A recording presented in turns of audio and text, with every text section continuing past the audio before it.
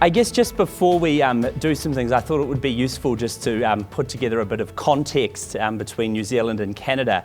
But the first thing is in the context of this particular presentation, telehealth in the context of the National Telehealth Service in New Zealand means e-health, m-health, virtual health and e-mental health. And so often you get naming of parts, and I know that telehealth quite often means video-to-video linkages.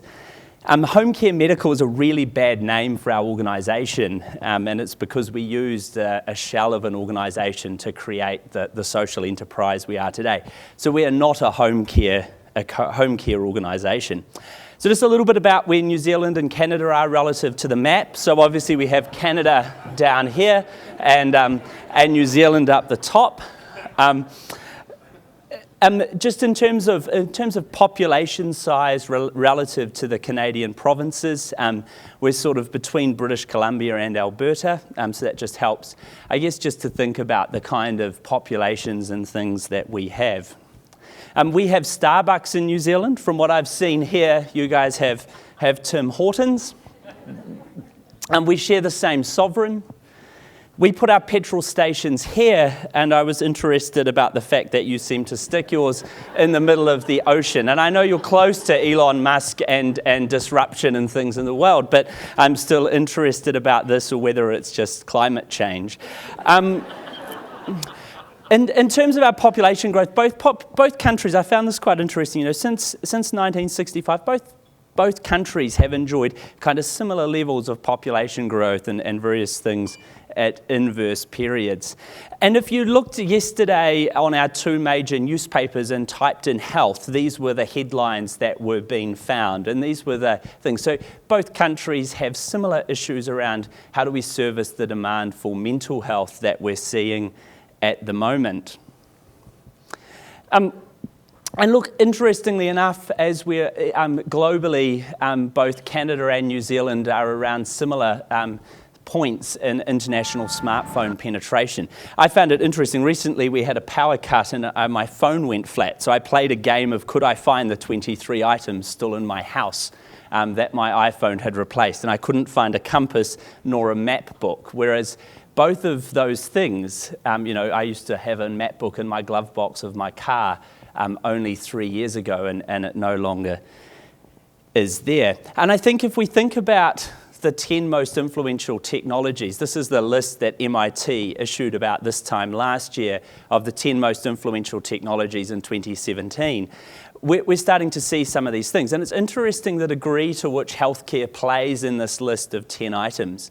And you know, we've seen reversing of paralysis out of parts of the States. We've seen self-driving trucks. You can now pay with your face in parts of China. The 360-degree selfie is in existence. You know, botnet of things. I can buy a fridge in New Zealand now that automatically tells me whether I've run out of Heinz tomato sauce or not to my mobile. And you know, we're seeing this change happen quite gradually, really, despite the fact that the headlines are there. So you know, we saw Budweiser deliver self-driving trucks with over in Colorado this time last year. And then, of course, we've got Tesla leading all sorts of innovation. I don't know how many people in the audience own an iPhone. Right. About 4 upgrades ago in New Zealand, you may have got it here earlier, we got the little search button on the photographs.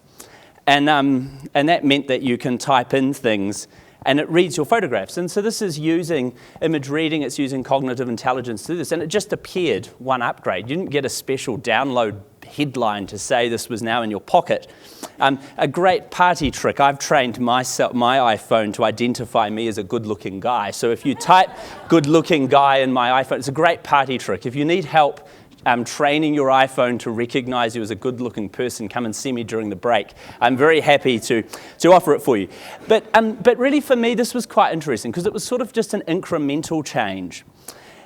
And if we look at what's happening in an internet minute, and if you do find yourself bored in my presentation, think about the 49.5 million swipes that would have happened on Tinder during it. There is a lot happening on the internet.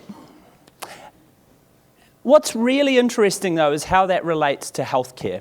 So Earlier this year, I was in Vancouver, and I was watching the Vancouver news at about 6 o'clock at night, and they were coming up to the first ad break, and I figured the same as in New Zealand, the story after the next ad break is normally a human interest story. There was a very passionate reporter looking down the barrel of the camera talking about, after the break, we've got this great world-leading program of work on the use of iPads with dementia patients. It was a very nervous-looking doctor and nurse standing at the news studio podium, and I couldn't quite work out what was going on there. I thought, it must be their first time on television. I know what that feels like. And what was interesting is when they came back after the break, the poor doctor and nurse had to sort of describe what was happening. And what was really interesting about that is, for me, what this said is the public's expectation. So against the backdrop of MIT's disruption, against things like Tesla, Uber, iPhones searching images, the public's expectation of us in the healthcare sector about how fast we are adopting technology and changing delivery of care is far greater than the pace that we're managing to keep up. And so this for me, like the really breaking news in Canada is that 2 iPads have been used on 2 patients at Vancouver General Hospital.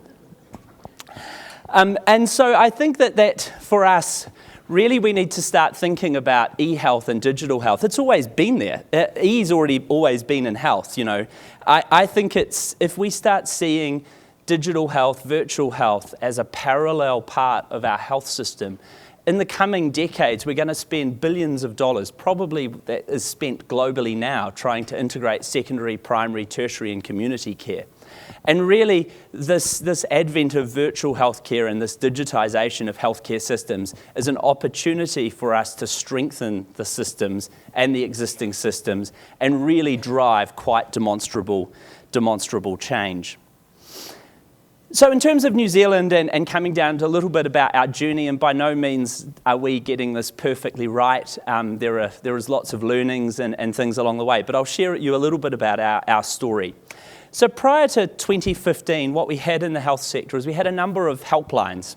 So they'd been established, many run by non-government organisations over a long period of time. They hadn't really innovated. They were still answering 0800 numbers in the middle of the night, 24/7, and providing verbal advice to patients. They hadn't scaled and changed, and they weren't able, many of them didn't have the funding base in which to integrate with the health system. Whether that was NHIs, whether it was giving discharge summaries from the service back to GPs and family doctors. And they weren't really set for the future. The other interesting thing was what was happening with marketing. And I'll talk a little bit more about marketing a bit later on, but there was quite a lot of money being spent in marketing. So it was decided that there would be a consolidation of the helpline services.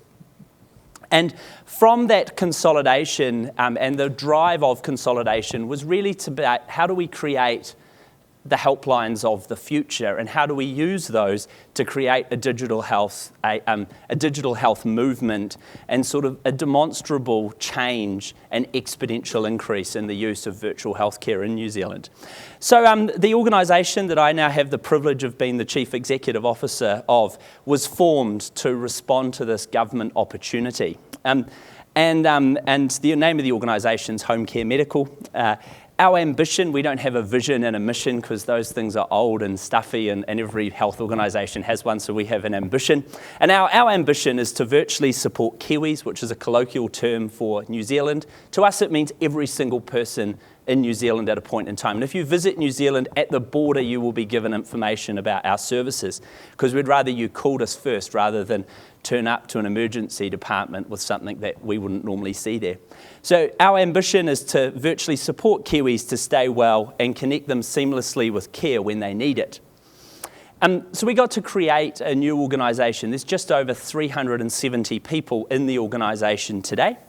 Our values, and these are really important to us. So our values was were designed and co-designed by the people of New Zealand. We went and asked hundreds of New Zealanders about what they wanted out of their national telehealth service. So motivated by quality, that's all about using an evidence base to what we do. Do the right thing. This is the thing that lets our frontline clinicians who are delivering services over technology have decision-making freedom. Too often in technology-enabled healthcare, because you over-proceduralize what clinicians can do and deliver, instead of relying on fantastic experienced clinicians using technology to augment care or deliver care to people that otherwise couldn't get it. Pukahiwi ki pukahiwi. So this is a Te Reo term for shoulder to shoulder. It's a very deep term, and what it means is our job is to work virtually side by side with patients. Our job is also to work for the benefit of the health system to strengthen the health system. So we have in our constitution that we will never get into face-to-face service delivery. And we have to act as a Switzerland of the New Zealand health system. Our job is to be neutral and to enable the whole health system to deliver on technology and improve the way it delivers services. And passion for better. So this is our kind of young startup sort of drive to never be complacent with what we're doing today. We can always do everything we do today better.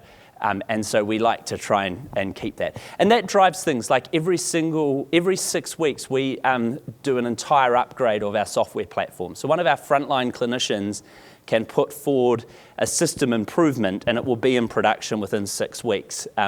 And things. Whereas too often, I think in technology-enabled healthcare organisations, we see digital as a project and not a product. So we have people that come to work every single day to make our software and the software platforms that we use better for our people and for our patients. Whereas too often in the healthcare organisations, Sydney, that I've been involved with in the past, is you see digital and technology as projects. So you write big business cases, you do an annual upgrade, you then let your people find more improvements and you move on. In terms of the actual teams, so we have 8 clinical teams that work 24 hours a day, 7 days a week, and I'll talk a little bit more about the services they deliver. And we've got 2 new teams that are coming into B at the moment. So we're currently building a new virtual front door for sexual violence across New Zealand and the reporting of sexual violence. And we're also establishing sort of a population health team, and this team will be running the National Bowel Screening Program within New Zealand. So using marketing techniques and processes to get New Zealanders to send stool samples to us, and then we will then manage their results and work with them to connect them with general practice. We have 7 digital channels. So we have phone, we have text, we have a fax channel because you can't be a health organisation in New Zealand unless you have a fax machine still. We have email, we also offer web chat, we have social channels, so we deliver care across Facebook and Instagram. And then we also have a number of digital programs. So these are digital assets that either we've built or that we partner with others around apps and programs. So we have a program called The Lowdown, which is a digital space for young New Zealanders to talk about suicide and look at and use digital self-help resources. And we also have a tool called The Journal, which we have about 20 to 30,000 New Zealanders use every year, which is a self-coaching tool around managing depression. We have 3 unique capabilities that I believe are really important for health organisations that are in the digital space. The first one's a social marketing capability. So this is all about how do you use... So we see social marketing as an avenue and a channel to deliver behaviour change and clinical care delivery. So we see marketing and health promotion in our organisation as a way to move the ambulance further up the cliff. And I've got some examples to share with you. User experience and design is an internal capability that we have. And then one that we're developing is about outcome measurement, both patient-reported outcomes, but also what impact we're having on the broader health system. So, for example, we know that our ambulance program meant that our nurses that were virtually being connected with patients that had called ambulance in an emergency by connecting a nurse in with them before we sent an ambulance, we took about 8,000 people out of the 3 Auckland emergency departments, which is New Zealand's largest city, in the first year of its operation. And since we've gone live with the service, we've connected with we've had 2.7 million engagements with the organisation and with the service across those digital channels. And we're seeing a massive shift, particularly by young people, to wanting to engage with our services in either Instagram or Facebook. And exponentially, we're seeing sort of middle-aged New Zealanders moving away from phone and engaging with text message. And what that means is that we have counsellors, for example. We had a counsellor the other day who spent 8 hours texting a young New Zealander who was at risk of suicide. And it took that long to build rapport and get that person into face-to-face services seamlessly. So these are some of the services that we run. Some of these services are delivered across the multiple channels. Some of them only have a single channel. I've spoken about the lowdown, which is the digital space for New Zealanders to talk about depression, anxiety, etc. Ambulance secondary triage, so that's where we bring a nurse into a 111 call to try and find an alternative to an ambulance response. The journal is our online depression tool. We provide alcohol and drug counselling, and we also recently have started to deliver all of these services within the corrections environment across New Zealand. We have an e-smoking program and things. But actually, the key thing about the organisation isn't these services. So these are actually simply brands that we're using to hook people with a problem with one of our clinical teams that can help solve that, or one of our clinical tools. And increasingly so, we're starting to get engaged in communities and get engaged in social marketing and social media to really connect with people and try and bring them into the health system a lot earlier. One of the really interesting things about our organisation is we had 15 weeks to build it. So there'd been a 2-year procurement process. This is a really good way to learn how to work hard. So we had participated in a 2-year procurement process for the organisation, and the Ministry of Health, who are an incredible partner to work with, had used a competitive dialogue process to co-design the service specification, and I've got some slides on the contract. But the only problem with it was there'd been a bit of slippage, and the other providers all had their contracts finishing on the 1st of November. So no matter what, the phone lines and the services were coming to us on the 1st of November. So there were only 4 of us employed in the organisation on the day we won the contract, and we're a social enterprise, and we work in a social enterprise model. So in 15 weeks, we had to build 4 contact centres. We had to train and recruit 300 people. We had to deliver 7,000 hours of training. We had to build every bit of business process, so how you pay 300 people, what their REM processes are. So you can see the ministry took a leap of faith in us, and we were really pleased that we were able to go live. And I think it's during this point that I always put up a disclaimer, particularly in North America, being as litigious as it can be in this part of the world. There are some things you should never rely on me for. So first of all, we are absolutely hopeless at project management. We just don't do it. We don't do any technical delivery. We don't do any technical support. We don't develop our systems. We're absolutely hopeless at naming things. You've seen that already. We call our organisation Homecare Medical when we don't do any home care. We're not good at directories. We're hopeless at building websites. We're not very good at research and things. And we're also not very good at running our own technology. Which is kind of weird to have that list of things, right? We're really good at user experience design and social marketing, though, and delivering high quality care. What we have are these guys. So the model that we work in is, and this is where I'd encourage you all to think about your own health organisation. So what are the things that you're going to be really good at? And what are the things that you're going to be really honest about not being good at, and go and partner with other people? So we partner across government, the sector, industry partners and service users in really unique ways to create a 1 + 1 + 1 + 1 = 8 effect. And And these, we partner with Accenture and PwC to run our project management. And we don't try and put project managers on project managers. All of the people that work with these partner organisations, we've done a lot of work around health and safety legislation. They all have swipe cards for our buildings. For me, success in partnering is when I walk into a room of people working on a project I can't work out who works for me, the Ministry of Health, or our technology vendor. And we have joint project governance on everything new that we do. We don't run individual risk registers. If my team aren't happy with a vendor, then the vendor gets to come to the weekly sponsorship meeting for that and hear them being talked about in a way that they might not like. These logos are all removable. So if you're a visiting CEO and you come in and your logo is no longer on the wall, it's because it's in the fire. We've got a cupboard that we stick them on the back of in hope that you get back on there. But this is about how you build unique partnerships to deliver at scale and deliver change. And there is no way that we would have been successful in delivering the care that we have done if we hadn't partnered and if we'd tried to do everything ourselves. And it's very strange running a 350-person digital health delivery organisation, and I have one IT guy that manages contracts.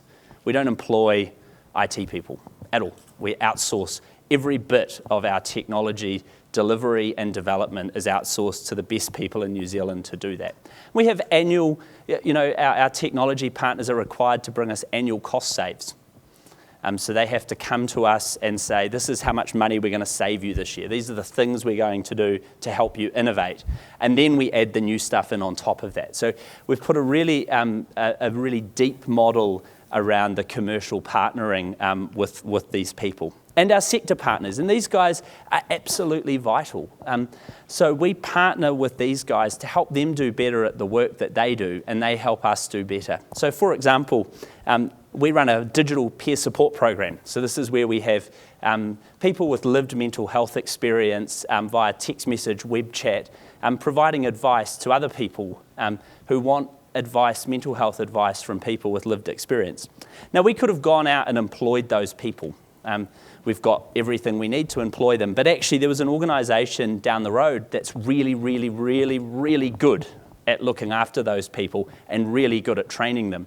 So what we did is we partnered up. They use our technology to deliver that service to one of our local health board's patients. And I think that if we'd come into this going, we're going to do everything, we would never have ended up with the relationships and the scale of care that we've been able to get. In terms of our contract, so we have a 10-year contract. It's funded by multiple government departments.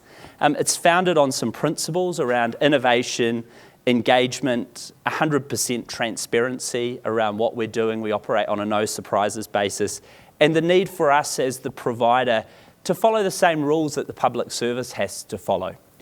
So for example, if an IT vendor takes me out for coffee, I have to put it on a gift register.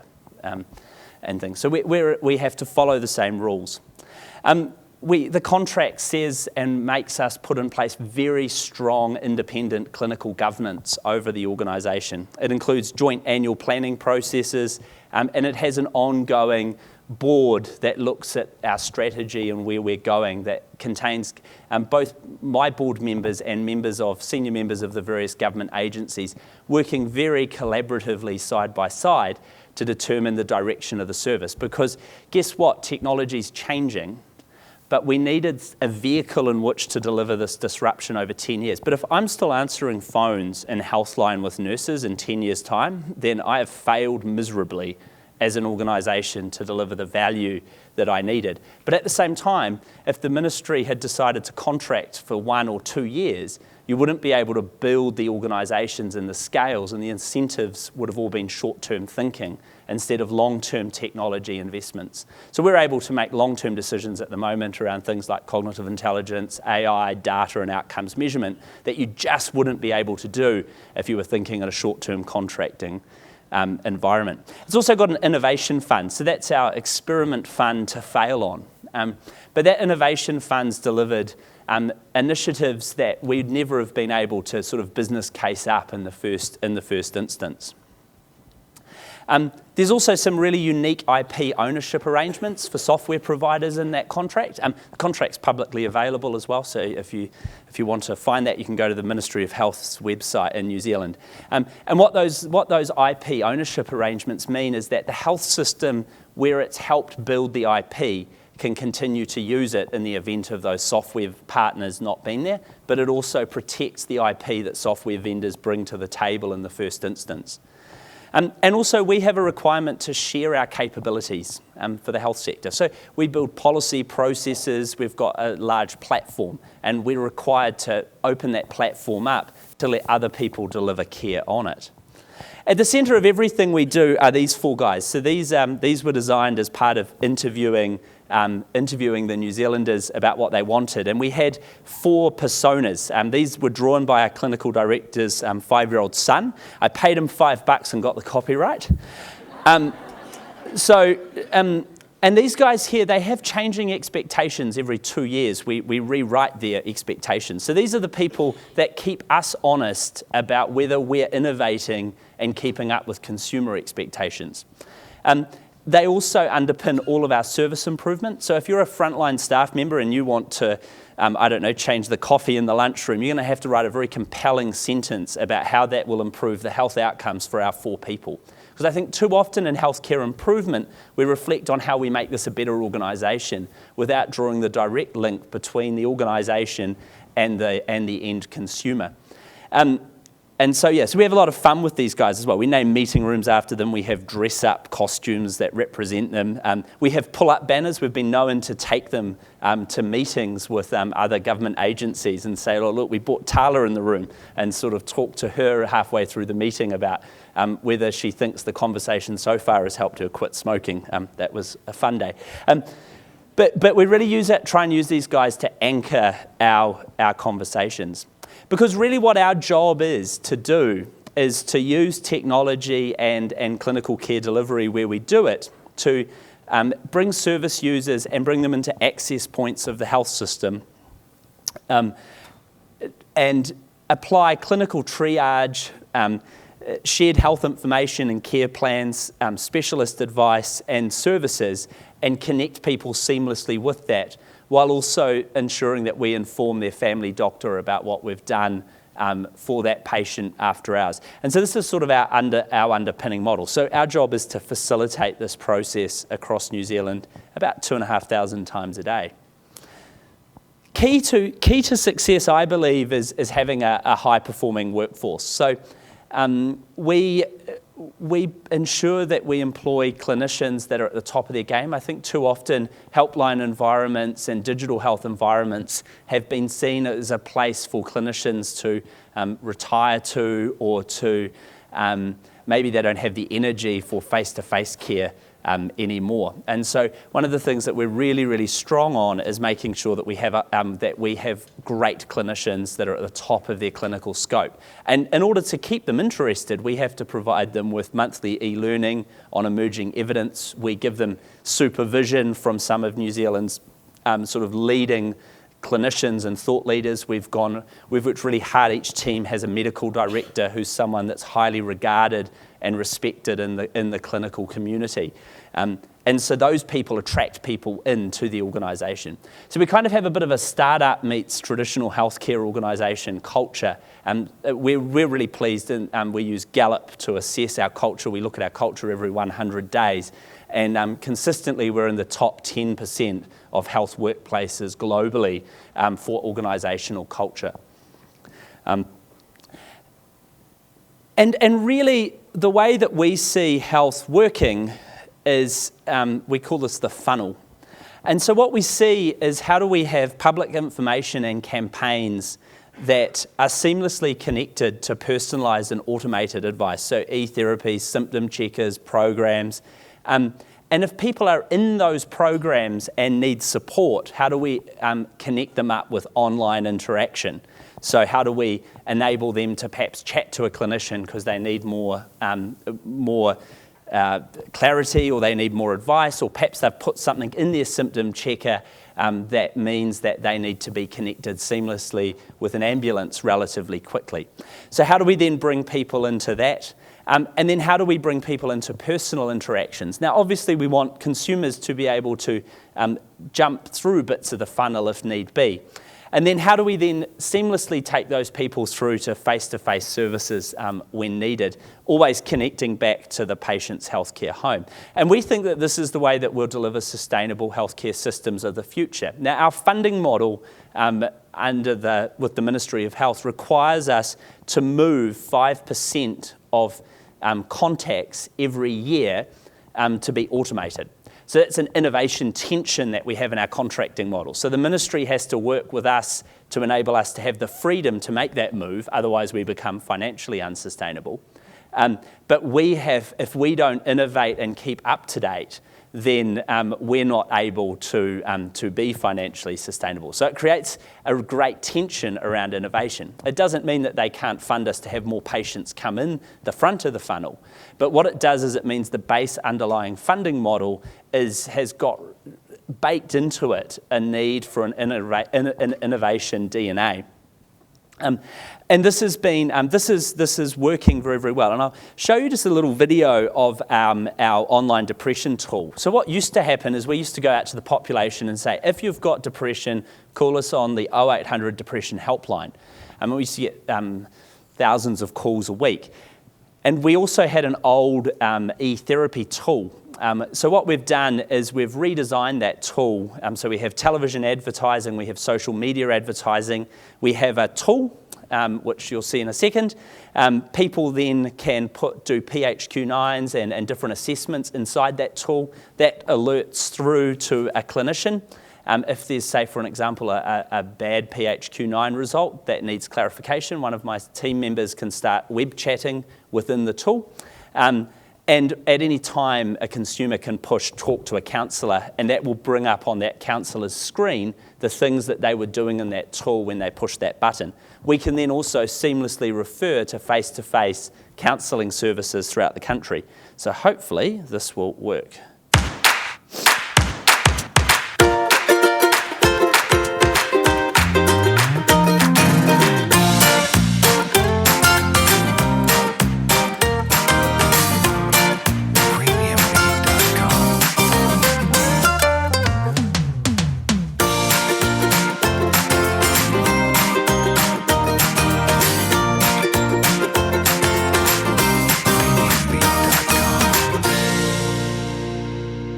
See how we've been able to sort of start to live that funnel. And we're now looking at building funnels across addiction, general health information, and things. And so this is all about trying to move to sort of digital first, but most importantly, seeing that marketing and social media as part of care delivery.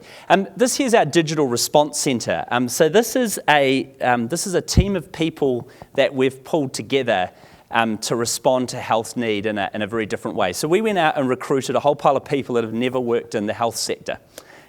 We got people from the Cartoon Network. In fact, we actually recruited a number of 50% of the team is from either Canada or the US. So we've got people that have worked in the Cartoon Network. We have an ex-fashion journalist. We've got a guy that was one of the original people in Tumblr and working in Tumblr. And their job as a team is to connect with New Zealanders in new and interesting ways that have a problem and try and bring them through to our services to have that problem solved. We reach about 1 million New Zealanders a month through these channels, but we're also trying to move up the curve. It's interesting, if you look at the advert down the bottom, I'm worried if I give up smoking, I'll replace it with murdering.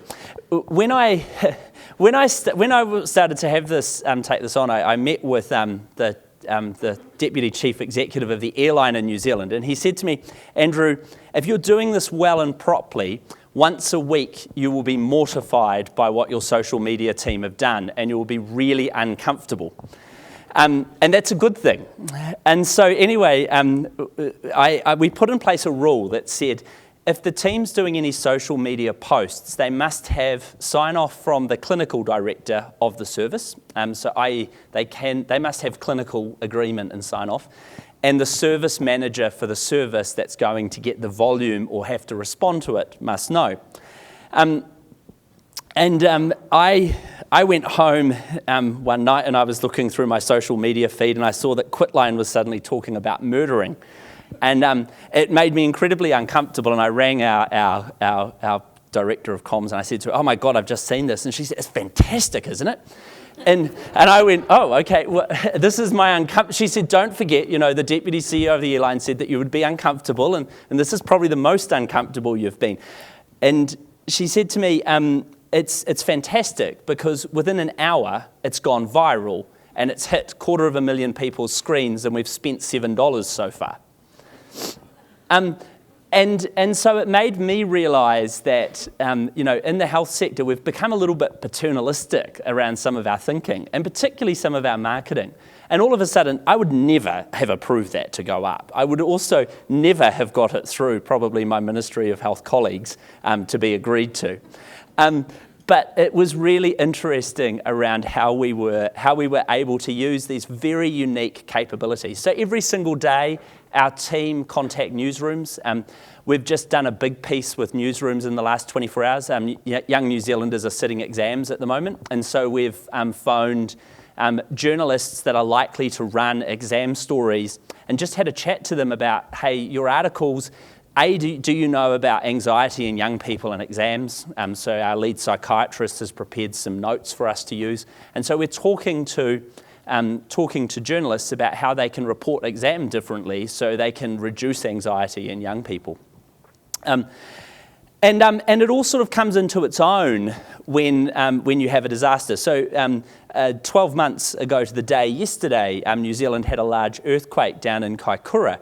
Within a couple of hours, our digital response team were able to build a dedicated helpline for people that wanted advice on managing anxiety, particularly in young people, as a result of that earthquake. We established a social marketing campaign that went into the affected area. We did geo-targeting social media advice for parents. We had a talkback radio show on within the night of the earthquake through our relationship with media. And so what we were trying to do was provide early intervention and very early advice using digital channels. The New Zealand telecommunications companies also came on board, and within a couple of hours text messaged advice out around primary care services available in the community. Geo-targeted, so we were writing different messages for them to use. And this was all kind of stuff that we probably wouldn't have thought about if we hadn't have got on a set of capabilities that were really, really unique to the health system. 1737 is a new service that we've launched this year. So this here is this is a new front door. It's a 4-digit number. It's unique. It's a world first in the sense that you can text or you can call it free of charge. And we did a lot of work with the New Zealand telecommunications companies around how to get this going. So far, we've spent $10,000 on marketing this. We call it the brandless brand. And the reason for that is that we're appealing to corporates and other organisations to tell our story for us. So, for example, on the left there, that was a screen drop that New Zealand's largest telecommunications company put on young people's phones across New Zealand to make sure that they, as a corporate, were taking responsibility for letting their customers know that they could access a trained professional mental health counsellor 24 hours a day, 7 days a week. The picture on the right, we had a school in a part of Auckland that decided to create a rap and then using social media challenge other schools to create a 1737 rap. And so all of a sudden it went viral, and we monitor all of this here.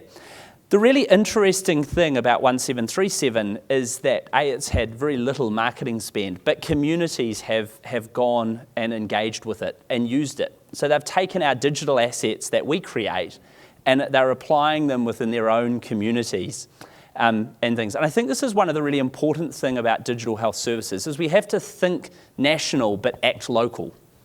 And too often, it's really easy in the digital health environment to centralize control, bring everything into the middle, and things, and overlook the need that actually the people that need to engage with your services are the people in local communities. We've learned a lot about local engagement in 1737 and things. And look, we could have very easily spent $1 million on marketing so far.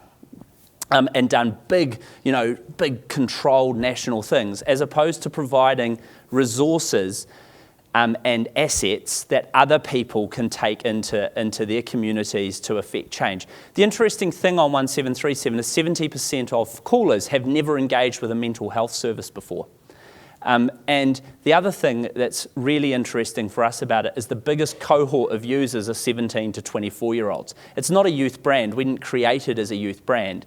But that's the community that wanted to talk about it and want to use it is that demographic. And they're doing their own talking about it. We're just the big national bit of infrastructure that catches it when it falls in. So I'd really encourage you to think hard about how to think national but act local in your programs and pieces of work. And these are poster campaigns that we've done. And also what we've done is we've managed to get corporate New Zealand behind some of these initiatives as well. So for example, the airline is about to use this as a quiz question on all the aircraft. The petrol company is thinking about how do they let people know in their store about 1737. We've got a program of work going through probation, police officers, ambulance officers. So just thinking about how we get people to own our work is something I will encourage you to do. Consumer co-design. So this is a really important part, I think. So one of the things for us is how we live this. And we live this in a sort of a startup way, not a traditional health way. You won't come to any of our project meetings and find consumer reps that have been anointed to sit around the table and things. What you will find is that the things that come forward and happen have all been through a consumer community. So we have a online consumer group called Co-Discover. If we can't get consumer input virtually, then I've got no hope of delivering healthcare virtually. So we don't let consumers come into our building because we get out to them virtually or we go visit them in their homes. And so we use Co-Discover, so we put challenges out for things, and we have over 170 people in this community. What that means is that our social media team can, for example, put the murdering image up in the Co-Discover community, and within 3 hours they'll have consumer feedback on that initiative. So it also enables us to move really, really quickly. We also do deep service design. So I believe that if you invest in consumer co-design, well constructed, well coordinated, and we use software companies software specialist UX designers to come and do this work for us, you bank years of service improvement up front. And so this is one of our co-design sessions that we were running. This was a really interesting one. We had clinicians, police officers, secondary care mental health team members, and they had to design the service. They got locked up for 3 days because if you lock people up in healthcare, you get lots done. So they got locked up for 3 days. They designed the service using Post-it notes. You can see it there. And we then brought in consumers that had been through the existing process in the months prior, and we put them in a room with a camera and a user experience interviewer, and we played it through a one-way closed-circuit television back to the clinicians and the police officers and things. And basically, the consumers tore it to bits, and the clinicians didn't have a right of reply. And so at the end of the day, we had about 20 consumers go through this process, and the clinicians watched on the TV as everything that they thought in this service was going to be amazing was torn to shreds. They then got locked up for another 3 days to redesign the service, and then we ran it again. And at the end of the day, we ended up with a much, much better service that's gone live. And so far, the service has gone live. It's had just over 1,000 people go through it now, and we've yet to receive a single complaint. And the clinicians, after that first day, were just so empowered. They were like, jeepers, we've sat for years with consumer reps in the room with us. We've disempowered them. We've cut them off. We've not believed what they've said.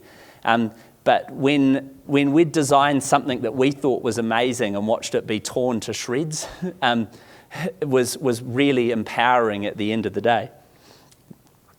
And then what we do is we do empathy interviews. So we send team members out, and we've got an arrangement with one of the universities for their health promotion. Graduates come in and do work for us, where we go out and we sit with people in their homes and we ask them questions, and these are sort of 2 to 3 hours long, and we try and understand what's important to them in the health system, and how will we then use digital tools to address that need.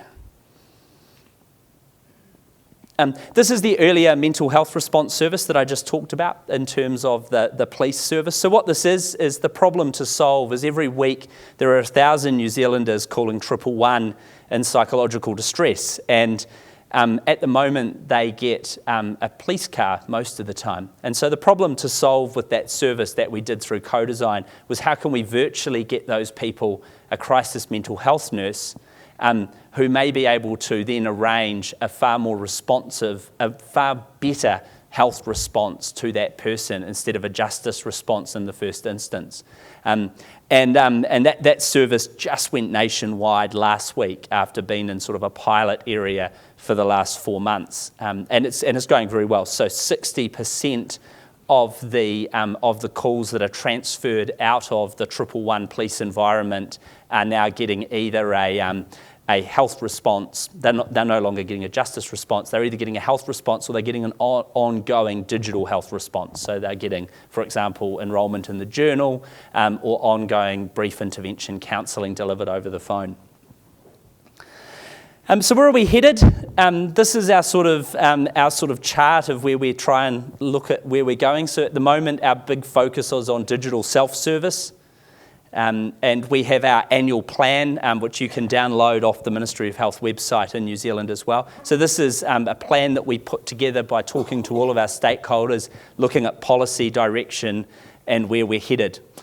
This year, the focus is on outcome measures, working in some additional agency settings, so corrections being one of those, taking our helpline service digital. So this is the service that provides nursing advice to New Zealanders. It's a bit like 811 here in Alberta. And what we're looking at is how can we not deliver a symptom checker or a website of health information, but what role will AI and apps play in delivering automated advice? What New Zealanders are telling us is they want to get that from a trusted source. They don't trust Google. They trust Google to tell them where services are. So just some final thoughts from me. The most important thing if you're going to be a digital health organisation, in my view, is that you have really strong clinical leadership. And we have a lot of tech companies come and visit us to try and get us on board with their wares, to try and help us. And the ones that I believe bring the most value are the ones that have had really strong clinical leadership baked into their organisations, and it's part of their DNA. Partnerships are vital in creating exponential change and delivery. There's digital deprivation out there, and thinking about how you deal with that is quite critical. We've just working with our national telco partners to see whether we can make access to all of our digital services not be included in people's data plans and make it free. So we're trying to appeal to, Spark in New Zealand, I always joke with them, they give away Spotify for free. But they'd be much better off in terms of social responsibility to give away access to health information for free. So trying to build those corporate partnerships and those corporate relationships is really important. And if you can really get it talking to the right language, you can make some really powerful things happen. Cross-sector join-up, so working with social and police. Privacy, you just have to sort it. You have to sort it and make it part of your DNA to the point that you don't even have to think about it. And actually, if you walk into a room, privacy is the most used excuse for not collaborating in the health sector, in my view. And so if you sort it, then it's really hard for people to use that as an excuse not to work with you. Different channels, so different age groups are wanting to engage with the health system in different ways. What we're seeing is sort of the death of apps. We're seeing people wanting much smoother processes to engage with digital health tools. They don't want to put their password in anymore. They want to stick their date of birth in. They don't want to use the government standard password of 12 characters and a symbol and a capital letter and a number in 5 different places. They just want to use their Facebook login as their security. My view is that Facebook and Google will spend more money on security than I ever could, so I might as well leverage it. The ability to get scale. So just thinking about, some of the capabilities that we have in our organisation you wouldn't find in a typical NGO. But what we've got is by coalescing a whole pile of helplines together and bringing in some marketing spend, we suddenly had some scale to really go out there and make a difference and do things differently. In terms of funders, I think around the technology space, it's got to be less specific contracts. They've got to be contracted under a high trust environment, very outcome focused, and I think they have to be long-term contracts because those are the things that will drive the right behaviours and the right DNA in those relationships to take advantage of the innovation. See digital and IT as products and not projects. Because if you start seeing them as projects, then they get caught up in health bureaucracy, they get caught up in funding cases, they get caught up in things. So we're really lucky in the sense that we've built a whole process around continually doing upgrades and software changes and things that mean that we don't treat our upgrades as projects anymore. And see marketing and promotion as digital service delivery. So see the advent of marketing as the biggest tool that you have in your toolbox to change the behaviour of a population. And I believe that that's probably the single biggest tool that we as health planners and health delivery organisations have to really move up the scale on early intervention. So I hope that's been of some use, and I hope you've enjoyed and learned some things today. Thanks.